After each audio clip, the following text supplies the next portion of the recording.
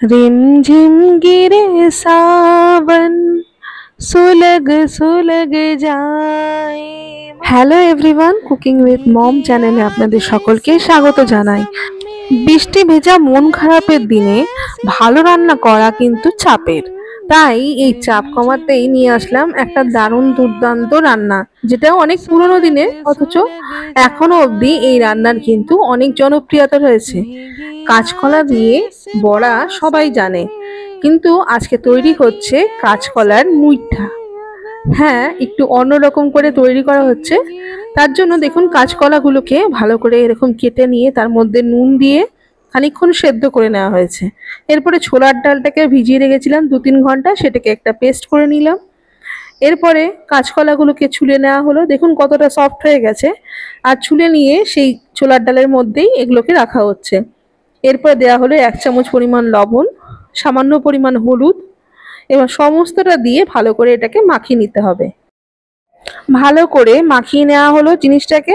এরপরে কড়াইতে তেল গরম হতে দেওয়া হয়ে গেছে, আর সেই তেলেই অল্প অল্প করে চামচ দিয়ে বড়া আকারে তৈরি করে নেওয়া হলো। বড়াগুলো যেমন হয় একটু মাঝারি সাইজের করতে হবে, খুব ছোটও না খুব বড়ও না। এরকম করে বড়া বানিয়ে নেওয়া হলো। এবার উল্টে পাল্টে এটাকে ভেজে নিয়ে তুলে নেওয়া হয়েছে। বড়াগুলো ভাজতে মোটামুটি 5 থেকে 10 মিনিট সময় লাগে। প্রথমে লো ফ্লেম রেখে হাই ফ্লেমে বাড়িয়ে দিয়ে বড়াগুলো ভেজে নেওয়া হলো। সাথে আলুগুলোকেও এরকম করে কেটে নিয়ে নুন হলুদ মাখিয়ে ভেজে নেওয়া হয়েছে। এরপরে ওই একই তেলে সামান্য পরিমাণ জিরে ফোড়ন দেওয়া হলো। তেলের পরিমাণটা মোটামুটি 2 চামচ হবে।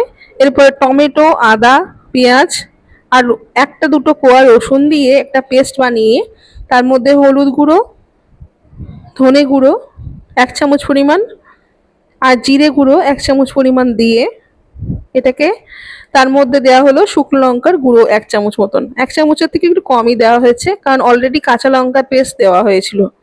সমস্তটা দিয়ে এই ফোড়নের মধ্যে দিয়ে দেওয়া হলো। এরপরে মিডিয়াম ফ্লেমে এটাকে ভালো করে ভাজতে হবে। তেল আসা না পর্যন্ত ভাজবেন। সাথে দেওয়া হলো 1/2 চামচ পরিমাণ লবণ। লবণের পরিমাণটা দেখে শুনে দেবেন, কারণ বড়াতে অলরেডি লবণ দেওয়া আছে। মশলাটাকে ভালো করে কষিয়ে নেওয়ার পর মশলার মধ্যে কাঁচা ভাব চলে গেলেই আগের থেকে ভেজে রাখা আলুগুলোকে দিয়ে দেওয়া হলো। আলুগুলো দিয়ে হালকা হাতে নাড়াচাড়া করে 1/2 কাপ পরিমাণ জল অ্যাড করে এটাকে ঢেকে রান্নাটা হতে দিতে হবে। মোটামুটি 5 থেকে 10 মিনিট একদম লো ফ্লেমে রেখে দিয়ে আলুটা শুদ্ধ এই মশলাটা কষতে দিতে হবে। এটাতে কিন্তু মশলার স্বাদও ভালো হয়, আর আলুতেও কিন্তু সেদ্ধ হয়ে যায়। আলুটা যেটা হাফ সেদ্ধ ছিল সেটাও সেদ্ধ হয়ে গেছে।